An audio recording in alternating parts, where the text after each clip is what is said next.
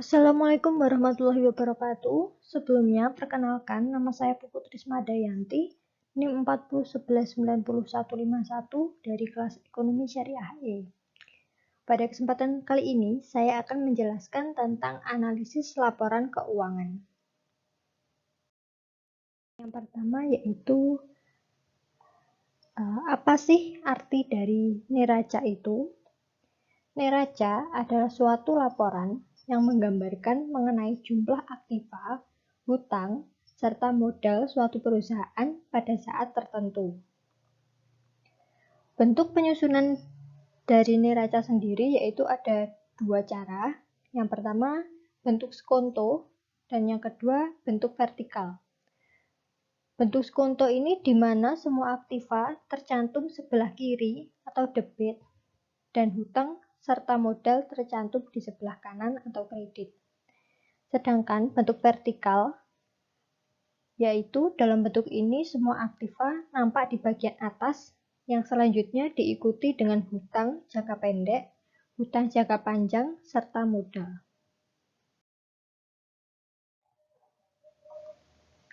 Klasifikasi-klasifikasi dalam neraca dibagi menjadi 5. Yang pertama yaitu ada aktiva tidak lancar, hutang lancar, hutang jangka panjang, dan yang kelima ada modal.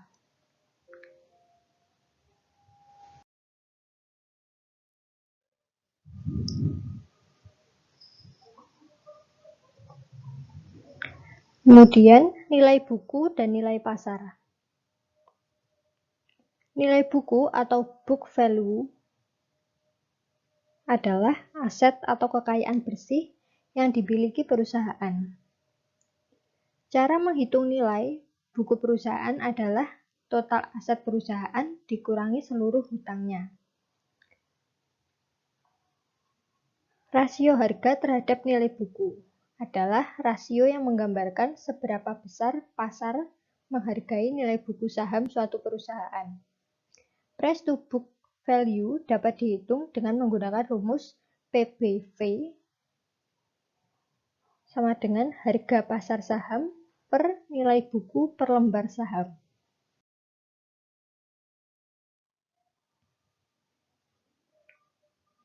Materi selanjutnya ada laporan laba rugi. Laporan laba rugi merupakan suatu laporan yang sistematis tentang penghasilan, biaya, laba rugi, serta yang diperoleh perusahaan selama periode tertentu. Prinsip-prinsip umum yang diterapkan dalam laporan laba rugi itu ada 4. Yang pertama, bagian pertama menunjukkan penghasilan yang diperoleh dari usaha perusahaan. Bagian kedua menunjukkan biaya-biaya operasional. Bagian ketiga menunjukkan hasil-hasil yang diperoleh di luar operasi pokok perusahaan. Yang terakhir, bagian keempat menunjukkan laba atau rugi yang insidental.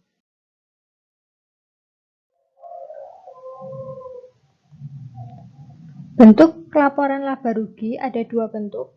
Yang pertama bentuk single step, yaitu dengan menggabungkan semua penghasilan menjadi satu kelompok dan semua biaya dalam satu kelompok, sehingga untuk menghitung laba atau rugi bersihnya hanya memerlukan satu langkah, yaitu mengurangi total biaya terhadap total penghasilan. Ini contoh dari bentuk laporan laba rugi bentuk single step. Kemudian, bentuk laporan laba rugi yang kedua itu ada bentuk multiple step, yaitu dengan mengelompokkan yang lebih teliti sesuai dengan prinsip yang digunakan secara umum. Ini yang di samping adalah contohnya dari bentuk multiple step.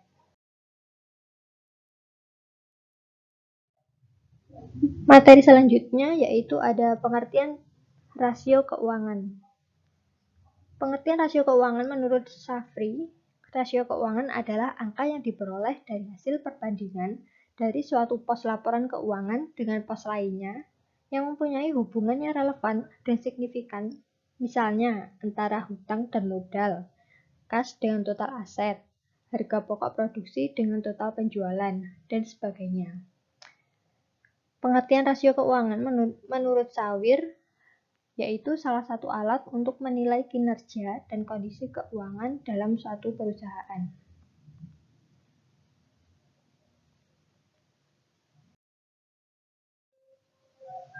Jenis rasio ada dua.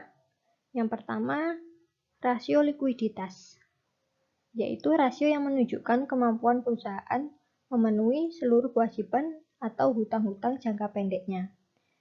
Rasio likuiditas di sini ada beberapa cara perhitungannya. Yang pertama, current ratio, quick ratio, cash ratio, work capital to total asset ratio.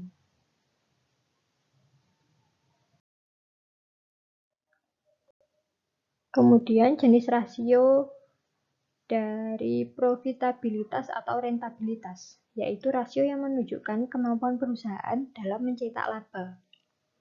Jenis-jenis rasio profitabilitas dan rentabilitas di sini ada gross profit margin, net profit margin, return on investment, return on equity. Ini ada contoh soal untuk rasio likuiditas. Di sini kita disuruh untuk menghitung rasio keuangan likuiditas perusahaan tersebut menurut rasio lancar dan rasio cepat. Ini penyelesaiannya, aktiva lancarnya itu ada kas, ditambah piutang dagang, ditambah piutang lain-lain, ditambah persediaan, kemudian ditambah perlengkapan usaha.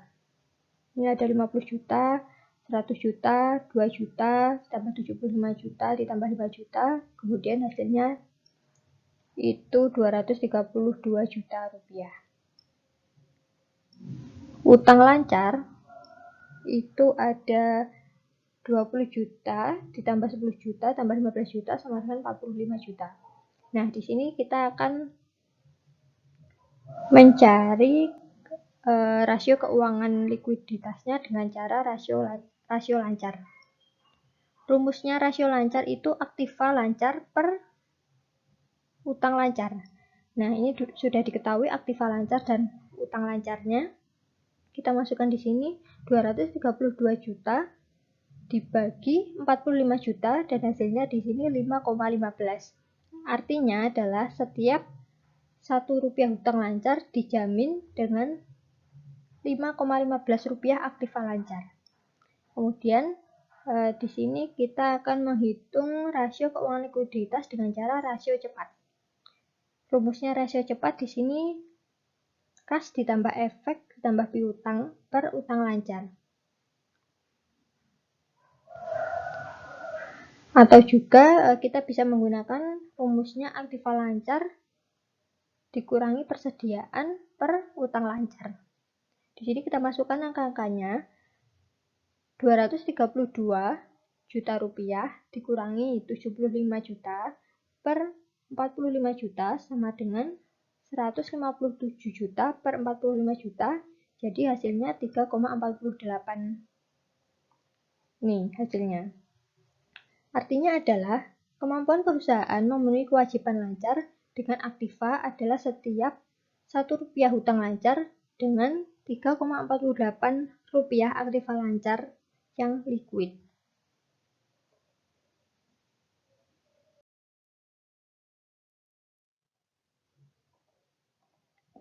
Kemudian kita akan membahas metode komparatif atau comparative method. Metode komparatif di sini digunakan dengan memanfaatkan angka-angka laporan keuangan dan membandingkannya dengan angka-angka laporan keuangan lainnya.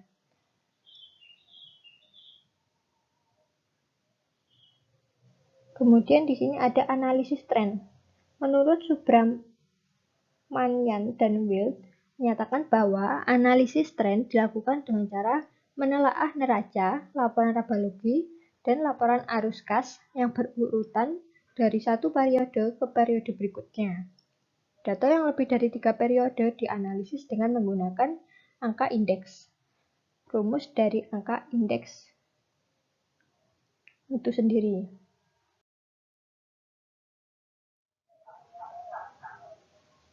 Kemudian ada analisis common size. Analisis common size memiliki arti Analisis yang berguna untuk mempermudah pembaca laporan keuangan dalam memperhatikan perubahan-perubahan yang terjadi dalam laba rugi dan neraca perusahaan yang kemudian dapat dibandingkan dengan rata-rata industri yang dapat digunakan patokan dari hasil analisis common size perusahaan.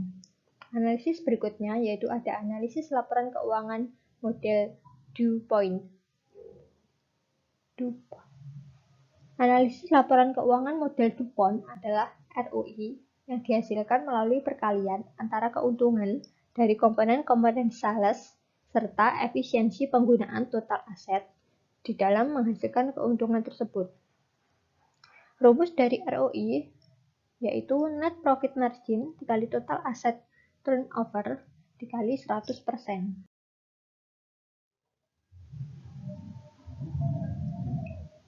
Nah, ini ada tata cara penulisan analisis common size neraca PT XYZ.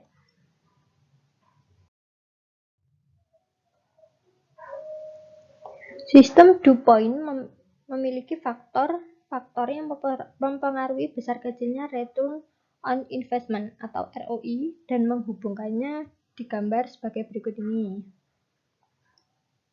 Jadi ini saling berhubungan ya dan saling keterkaitan.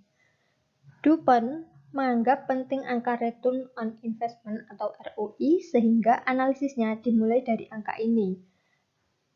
ROI dihitung dari dua komponen, yaitu persen laba bersih dikali aset turnover. Sekian presentasi dari saya, ada kurang lebihnya saya mohon maaf. Akhiran, wassalamualaikum warahmatullahi wabarakatuh.